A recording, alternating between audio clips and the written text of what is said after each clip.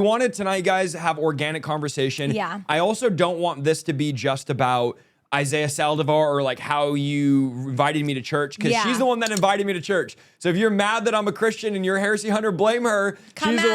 She's the one that invited me to church, and I really do feel like, man, I owe so much to her for inviting me. I know God works in his ways and those people praying and all of that stuff, but man, I'm so grateful that you invited me to church. My life has never been the same, but I want to also focus on your story as well, your testimony. Who are you? How do people get to know you? And then we'll talk later about, you just launched a YouTube channel. Yeah. Which, guys, her stuff is amazing. Oh, she has that Saldivar blood. So she is a preacher. She's a teacher. She's doing such a good job on YouTube. You're learning so much work to do YouTube and all that. But we're going to push everyone to subscribe to her channel tonight. I've linked it in the description. Cherish Downey. Please make sure if you're listening on audio, you go to Cherish Downey on YouTube. I'll also have it on this channel in the show notes. Please make sure you guys subscribe. But let's start. I know mom and dad are watching. Okay, we had an amazing. I made it, Mom. Yeah, I'm on TV. I'm on TV. I'm Mike TV. We had an amazing upbringing. So let's talk a little bit about our upbringing and kind of like where we were whenever we ended up getting saved and kind of the path you went down. Yeah, first I want to say thank you for having me on, because I don't take it lightly. I know you don't just let anyone on, and I don't expect it because I'm your sister. It's not like, oh, I'm going to be on his podcast because I'm his sister. And I know God is the one who built your podcast. So I honestly just feel honored that I can be on here. So first, thank you. You're welcome. Thanks for coming on. Like you just mentioned about like, you're thankful to me for bringing you. That's something that I've been so excited to come on here and clarify, because everyone gives me credit for, oh, you brought Isaiah to church, or you got him saved or whatever. But really, you saved me, because I didn't even realize that I wasn't even saved, because I was so lukewarm and I didn't even know it until I saw a real Christian that was lit on fire. So we're going to get into that. Awesome. But and yeah, I want to preface by saying that. this as well. We were talking earlier about like, what do we want to share? Because we could probably go 5 hours on stories of the awakening, and she's going to tell a story about how she did deliverance on me, and all of that stuff is going to be fun.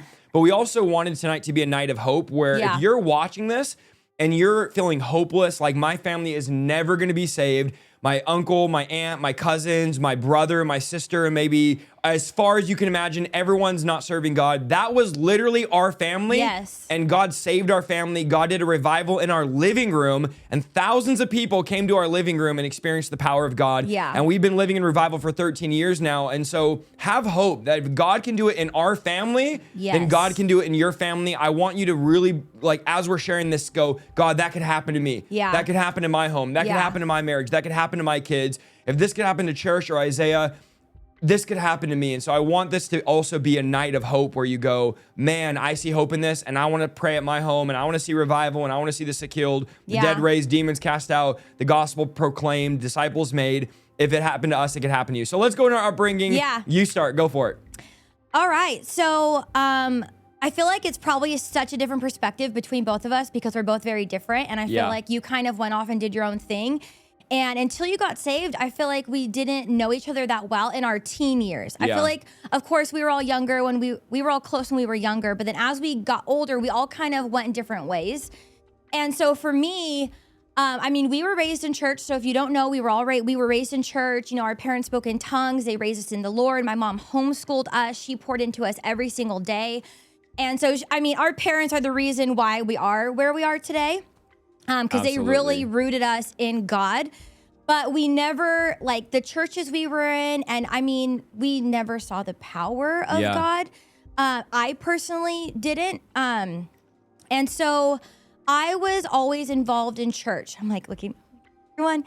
I was always involved in church. I was always in leadership. I would go to like the band practice, even though I wasn't in band. I would go to all the conferences. I would help with the skits. I was always there. I loved it. I loved being a part of the youth. I loved being a leader. I loved just being at the church all the time. And so, especially being homeschooled, that was like my main social outing. Like we had sports and dance and all of that, which I did Christian dance, by the way. Oh, dance. They're all dance. Hold on. I did Christian like ballet. But I was always a big part of the church. And so I'm like, should we just go right into and I want to say too is our upbringing, our parents all homeschooled all of us. We were very, very sheltered. And I think now we look at shelter as like a bad term, like don't shelter your kids. Guys, if you spend 3 seconds Googling what the word shelter means, it's literally protection during a storm. And it's such an amazing thing. I want to just honor my mom and my dad tonight and be like, we had such an amazing childhood. My dad worked so hard. We never saw any abuse. When I hear people say like, I was abused growing up, we honestly can't relate. We had such an amazing childhood. Yeah. No abuse. My parents didn't drink. My parents didn't cuss. Like, we never saw my dad hit my mom. Like, nothing. Literally, we had no abuse. We had such an amazing childhood. Raised in church, homeschooled our whole lives. Our parents sowed so much seed into us. And I want to tell some parents that have sown seed and their kids feel like their kids have went way the opposite direction. That's literally what happened in our family. Yeah. I went the opposite direction of God. My brother, my sister, Cherish, we all went our own ways, even though we were raised in such a strong home. But the Bible says if you plant those seeds, they will reap a harvest. And it might take time. Like for us, I got saved at 19. It took years of my parents sowing and planting and working hard to shelter us and do the best they could to homeschool us. And shout out to all the homeschoolers unite in the chat. My parents did such an amazing job with us, yet still the enemy had his way in our life. Still the enemy came in and did what he did, brought deception, brought lies. And as we got a little bit older, we moved from San Jose, California to a city called Manteca, California. And my parents, when we were really young, we were in a very revival Pentecostal church. And then we just kind of found a country church that wasn't very spiritual, wasn't revival. Like very conservative. Yeah, very just Baptist, not a Baptist church, but Baptist. Like we didn't really see this gifts of the Spirit. We never really heard about casting out demons, healing the sick. Like I never had an experience with the Holy Spirit. The first time I ever did was the night I got saved.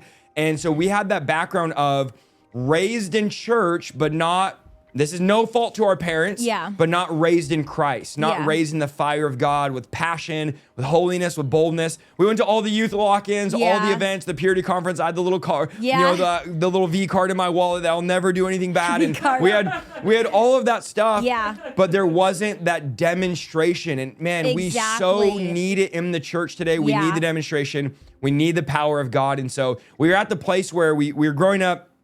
I was in a relationship for almost 4 years with a girl. I was partying. I was in a metal band doing my own thing. You were doing your own thing. None of us, me and Nico partied together, but we didn't really talk most of our teenage years. It was kind of like high and passing. I think you were friends a little bit with my ex-girlfriend that I was with for 4 years. You guys were friends a little bit, but there was really no relationship with our family. I was closer to your girlfriend than I was to you. We started working together. I became close with her, but it was like a separate relationship. She was like a good friend of mine, but it was separate from her being like your girlfriend. So we didn't like do things together. But I ended up working with her. So I think that's where we got closer. And I was also in a relationship for almost 4 years, which now that I'm older and a parent, I'm like, because I had a boyfriend at 14, which I think was the right move on my parents' part because I think I was a lot more mature for my age. I mean, I was working at 14. All my friends were older. And then I had all older siblings, which had older friends. So I came to my parents like, I like this guy. I want to do this the right way. And so I think they really respected that and thought, okay, if we let her and we supervise it, you know, if my daughter comes to me at 14, I want a boyfriend, I'm going to be like, go to your room for 7 months. No chance. But so I'm not like, I think our poor parents are cringing right now. They're like, no. Oh, why this is horrible. It's okay, we're all saved literally now. Thinking of a 14-year-old and a boyfriend, like, just blows my mind. But anyway, because they're gonna know like how old I was when we broke up. They're like, how were they dating for 4 years? So we were dating for almost 4 years. So we dated from 14 to like 17 and a half, which was right before revival started. So we'll get there. But like you said, my gosh, our house got pretty dark for some times. And my mom was working nights. We were all older. We were independent. We were, trustworthy for the most part. Some of us. Well, not looking at you, Nico. No. And poor Nico. We're gonna do our best, Nico, to help you. So my dad worked out of town a lot. My dad worked out of town a lot. My mom worked nights. So we would, get away with some stuff. And I just, not me necessarily. I was a good kid, Mom. Remember that. No, I just remember Nico and Isaiah, mostly Nico, being extremely, but on a real note, drunk, throwing up, breaking things, destructive, fights with his girlfriend. And then Isaiah's trying to help him cover it up. We're trying to clean up throw up. And sorry, I'm already feel emotional. You're good. It's just crazy to like go back there because it feels like a different lifetime. Yeah. And where are my tissues? Oh, you're doing good. Yeah, I got some tissues for you. And so it was very, very dark. And I just remember being up at like 3 a.m. and I would like, well, you know, my mom's going to be home soon and I don't want her to see Nico like this. And he's like breaking the blinds and, you know, smashing his door. And then Isaiah is drunk doing who knows what. And there was just always so much happening. And there was just a lot of darkness and everyone seemed so far. Like everyone in our family just seemed so far, so separated. It didn't feel like there was any like unity or love left. And you're doing good. I just remember feeling like because I've always felt kind of like the peacemaker. Like I just want everyone to get along. And like, I was the youngest. And I think seeing all the things that my siblings like went through and did, I felt like I can't add to it. Like I can't do that too. Like seeing my parents like cry or seeing, you know, like you guys will have to hear Nico's testimony because, it's crazy. It's crazy. Like yeah, just the fact that the car saved accidents and all the things that were happening. I just remember feeling like I can't add to that. Like I have to just do my best to like be good and stay chill, you know? And so I wanted to kind of be the peacemaker in the family. And I just felt so hopeless. I just felt like, how can I help my family when I can't even help myself? Like I just felt weak and hopeless and defeated. And there was no light at the end of the tunnel for me. It's just like taking one day at a time. You just keep trying. And so, I'm like, should I just, I guess, because once we go to the next point, I feel like it's just going to accelerate from there. So being at that state of mind, well, I'll go back to, I was really involved in church. So I'll kind of go back to that a little bit. So I was really involved in church. And then I got hurt by the church. My boyfriend and I ended up breaking up. That was part of it. There was like a worship leader, cheated with my boyfriend, all the things, right? Ugh. So it was, and we knew each other for years. So I was kind of hurt by the church and I was like, you know what? It's okay. Like I can do this on my own. I could read my Bible. I could pray. I have a relationship with God, which if any of you are at that point, I'll just tell you right now, that doesn't work. The God has called us to be a body. We all are a different part of the body. Yes. We need to be in community. The devil wants you by yourself. He wants you to isolate. He wants you to think you can do it on your own. He wants you to think, oh, I can pray, I can read, I got this on lock, but you don't. We need each other. And the church is full of humans and people, and we are there because we need God. Yes. So people are going to make mistakes. So we can, side note. It's good. So I thought, I can do it on my own. And just for reference, I remember specifically, I worked in a restaurant, and I remember somebody was like, one of my coworkers was, I would talk about God and they knew I would go to church, and I tried my best to be set apart. So I was like, I know I'm not supposed to cuss, drink, and sleep around. That's what I thought being a good Christian was. That's what I thought. Like, I thought I was the best Christian because I wasn't sleeping around. Which I will say, my boyfriend and I were together for almost 4 years. I did not sleep with him. We didn't it wasn't just the technical terms. Like, we really were pretty pure, So I'm very thankful for that. I feel like God used that relationship to save me from a lot. Because I think if I wasn't with him, I think I would have been a lot more promiscuous. I would have probably been talking to different guys. I would have been with the wrong person. And I think he really did respect me, and it kind of protected me in a way. So anyway, I thought, okay, I'm not sleeping around. I'm not cussing. I'm not drinking. I'm not partying. So I'm a good Christian. And I remember my coworker being like, well, faith is weak. Like, you're just believing in something that you can't see. And I remember my blood was just boiling, and I was just like, but it's real, Yeah. And I just had, obviously the Bible is true, but I had no proof in my life to say look at this. Like, God did this for me. God showed me this. God changed my life. I had nothing to say, but I know he's real. And so that's kind of the place I was at. And then one of my best friends, we ended up trying this new church. I was like the definition of a church hopper because I was just from church to church to church looking for something real, looking for something where I didn't feel like everyone was hypocrites. Like, every person on stage wasn't drinking and cussing and sleeping. I just knew what everyone was doing. So I was like, why should I want what you have? Why should I follow you? Why should I even listen to what you're saying? Because you're a hypocrite. That's just how I felt. So I went from church to church to church to church. So my friend's like, let's try this church. And I'm like, all right, sure, let's go. And she was thinking of starting the internship. So we end up there, and it was like a guest speaker. So we're like, okay, we have to come back another time. So we keep going, and I'm at a point where I'm ready to give up. And I'm just like, I'm done. Like, maybe I should just stop caring so much. Like, I don't want to care. I don't want to feel. I'm just going to start partying. I'll sleep around. I'll do whatever. My boyfriend and I had just broken up. I was just at a very, I was struggling with depression.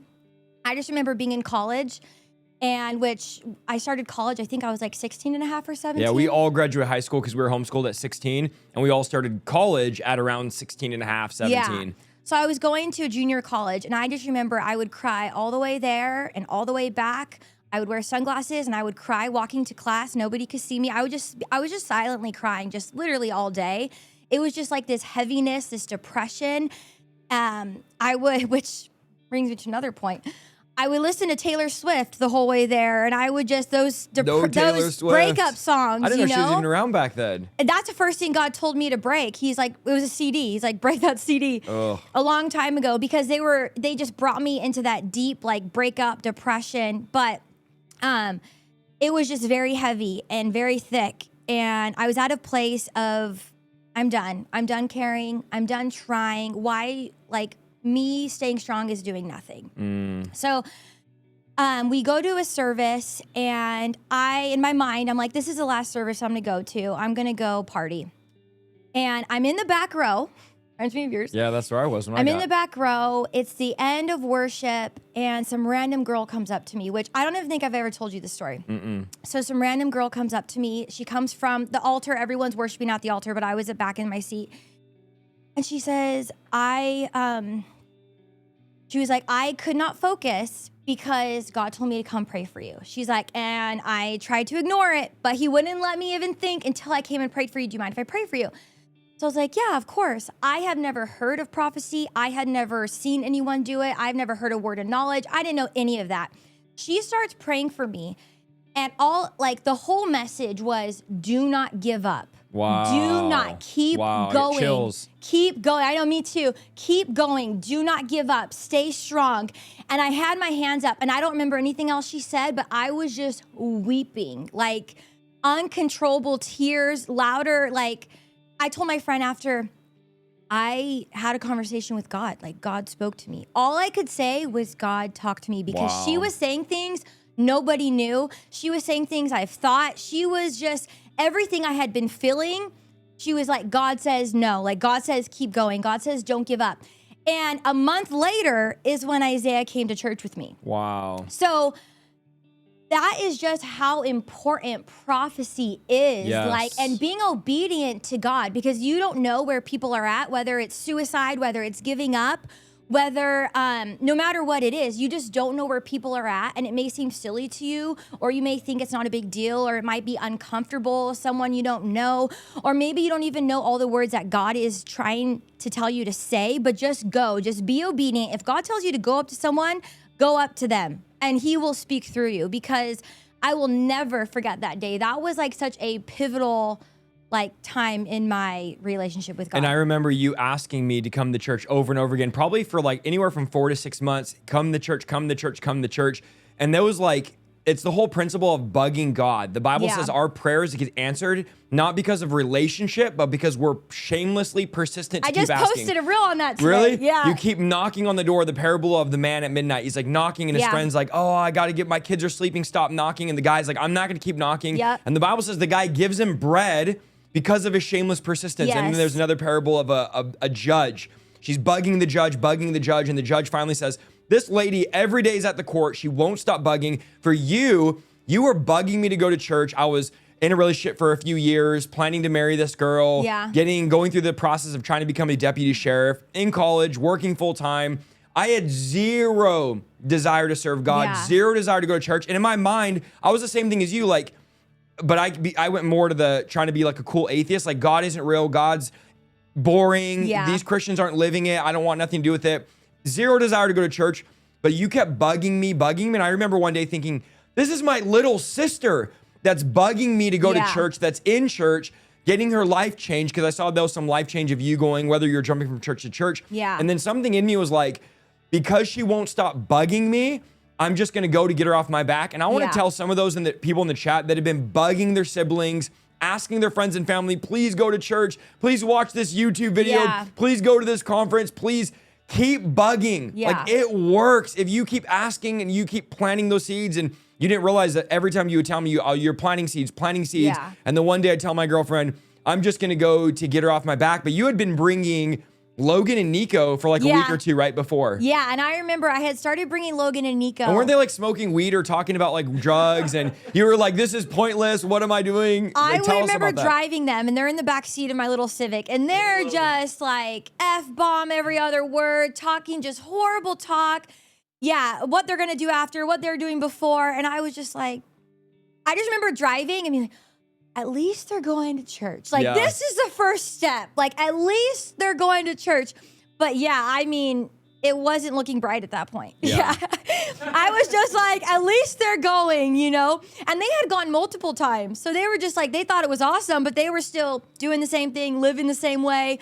It was kind of just like this cool concert that they were coming to. And I remember you telling me something.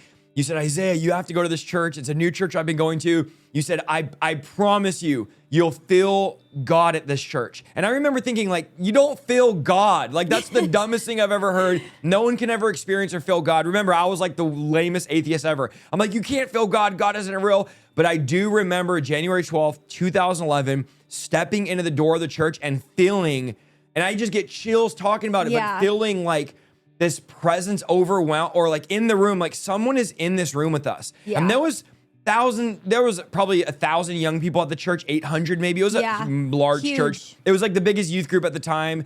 And I remember feeling like, whoa, when I walked in, there's something in this room. Yeah. Something's real here. I don't know what it is. And then I had a flashback to when you said, if you go to this church, it's the first church, you'll feel something. Yeah. And not that God has to be felt, but I just realized, like, man, God is transcendent. He's not just, we believe in God way up there in the clouds, but he's among us. The Bible calls him Emmanuel, the God that is in our midst, that is among us. He wants to touch us. Absolutely. He's among us. He wants to touch our life. And so that night, what do you remember? So we're sitting in the back, and I'm like in the area. I remember they roped off this big area, and I was like, I want to sit over here. I was angry. I was bitter. I was just everything lost, broken. You're like, let's go so I can go home. Yes. And I remember saying when I walked in, this will be the last time I ever go to church. Like, I will never step foot into church again. There's no point. If, like, God, if you're real, this is your last shot. And God only needs 1 second of our life, our time. And man, the fact that I remember the preacher preaching and then something pulling me, and you guys have heard my story, I have it on the channel, but running to that going down to that altar, something pulling me down there. And then I had my encounter where God audibly spoke to me. I said, you know, God, I don't effing believe in you. I'm there cussing at God, not knowing what to say because I had such a dirty mouth. I was so demonized. Looking back, it was demonic. Yeah. Like the way I talked, how dark the things I said were. I would say these dark, cruel jokes. I was angry. I was bitter. I was racist towards my own race. Yeah. I even remember being like, how could I be racist towards my own race? But that's how demonized I was. That's how demonic I was. And then saying, God, I don't effing believe in you. But if you're real, and I remember it sounds so crazy because I was like, I'll move out of state. I'll travel the world. I'll break up with my girlfriend. I'll leave my job in law enforcement. I'll lay my life down.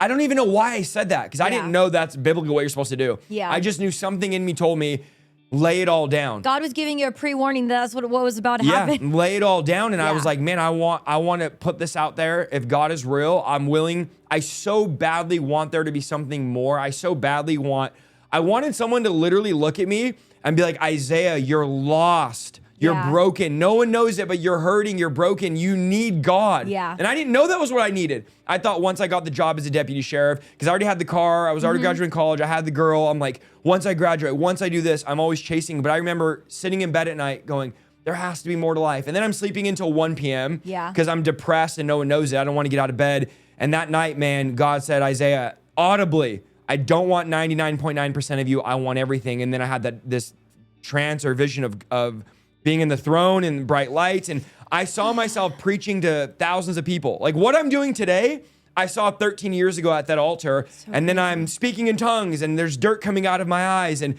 I'm looking at my girlfriend going, she's going to think I'm crazy. What is this language? I'm trying to cover my mouth. I didn't even know till that night really what tongues was. I heard it one time as a kid, mom and dad praying in it one time.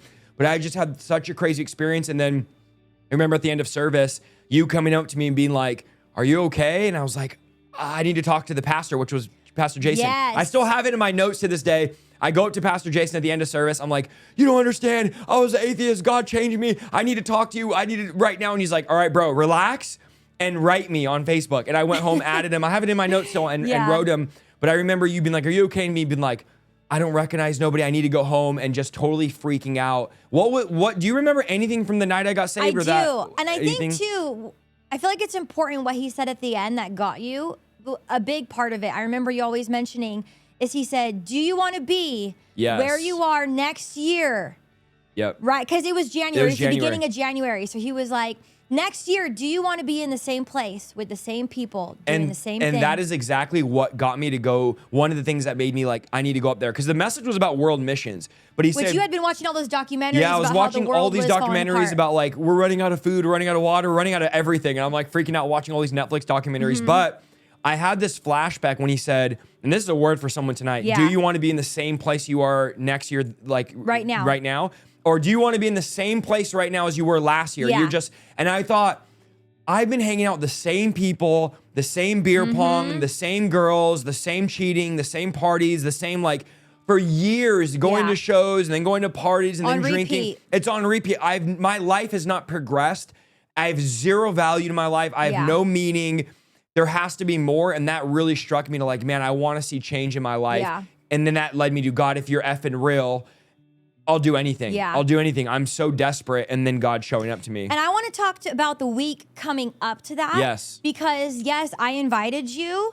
That week, I remember you saying like, okay, I'll go this week. And I remember I was trying to catch you. I don't even know what the word is to call it, but Isaiah would be like, oh, that's my work schedule, which he would tell them when he could work. Yes. So he'd be like, oh, I can't go on Sundays because I work Sunday mornings. And his scheduled availability Sunday is like mornings only Sunday and mornings. Wednesday night, so I didn't have to go to church. So his excuse was, oh, I work, or oh, I have a class Wednesday night. So as soon as his class was out, I was like, okay, your class is over, let's go. And I think that's when you were like, you didn't have any excuses left. So you were like, all right, I'll go once. And that week, I'll never forget it because it was a horrible week. It was one thing after another. My car broke down. My phone got stolen. I found out, a lot of drama about my ex-boyfriend and this girl he was with who he lied to me about. It was just like one thing after another. And I remember Wednesday, it was like around 3 or so. Your girlfriend at the time came in my room. I was just laying in bed, just defeated, just like laying in bed at 3 p.m. Like, I don't want to go tonight. This was the night I got saved. The night you got saved. I don't want to go tonight. Wow. I'm over this. This week has been horrible. And I think it was that day that my phone got stolen and my phone got stolen in the car shop. So my car's trying to get fixed and then my phone gets stolen. So I'm in bed and I'm just defeated, laying there. And she's like, Isaiah and I are going to go to the gym. Like, we still going to church tonight? And I was like, I don't know. Ask me later. Like, I don't feel like it right now. I think I told her, like, at this point, I don't really feel like going tonight, but ask me in a little bit. So I'm laying down.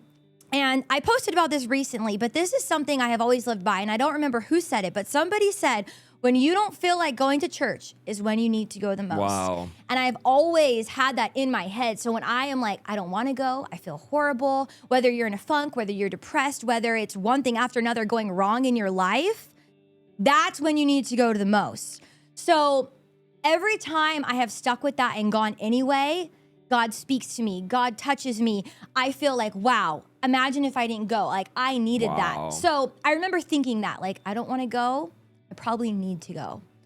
So we went anyway. And then the fact that that is the night you got saved, I just want to tell everybody, if it's one thing after another, if you feel the opposition, if you feel the tension, if you feel like everything is against you, that's a good thing. Keep pushing, keep going. Don't let anything stop you. You just have to have a mindset that nothing is going to stop me.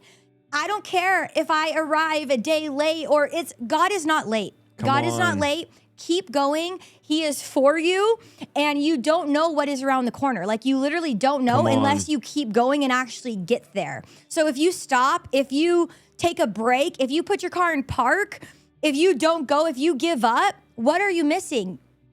God, it's just crazy. So I just want to say the week of was insane. Don't give up. Don't be discouraged.